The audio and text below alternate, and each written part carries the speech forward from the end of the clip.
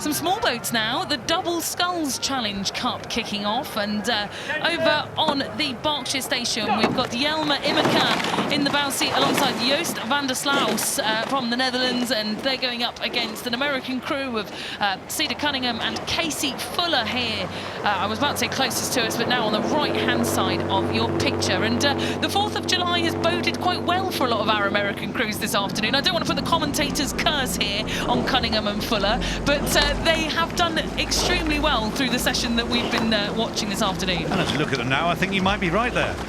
They're just coming off the top of the island, so they're probably 20-25 strokes in. It looks like they've got about a 1-length lead.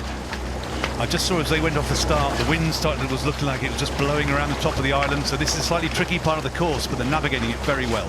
Now, Jim, a lot of the boats we've been talking about this afternoon through the wind have all been bigger boats, 4s, 8s. We did have a couple of singles, but the Double Sculls, talk to me about why it's different facing these kind of conditions in these boats than it is in the boats that we've just seen this morning.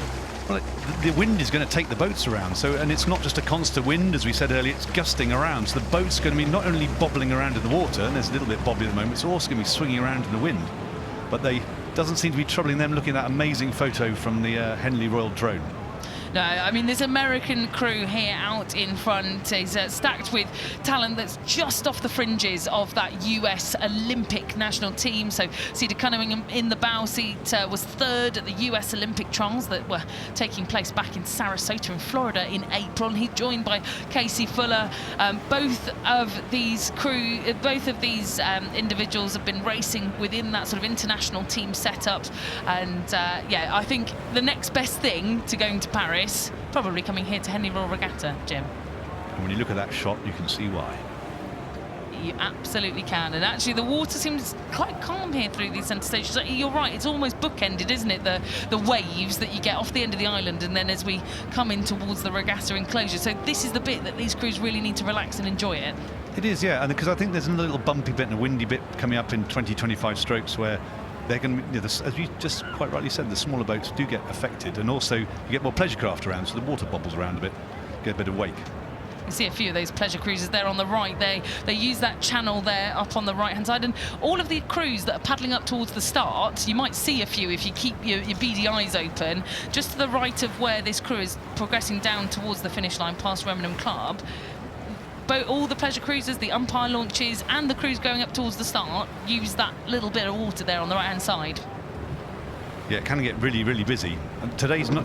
You can see actually as you pan up towards the finish, what an amazing view that is. So, if you're looking and you're not familiar with what you're looking at, so we've just gone through halfway through the course, Remnant Club on the left, and then up towards the finish, you can see the famous Henley Church, the top just coming above the trees in the distance there, enclosed on the left.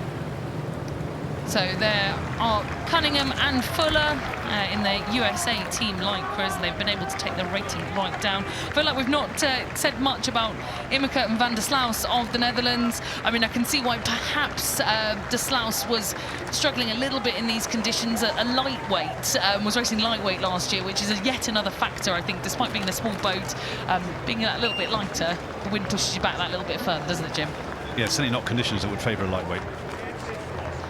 So they'll paddle through the line, and here they are, Van der Sluis and Immeker. Immeker, the 2024 under-23 Dutch champion in the under-23 men's single scull, and was also representing the Netherlands at the World Rowing Junior Championships as well. So, you know, a good development crew, just 19 and 20 years of age. We'll see them back again, Immeker and Van der Sluis, but there are your winners, Cunningham and Fuller of the USA in the Double Sculls Challenge Cup.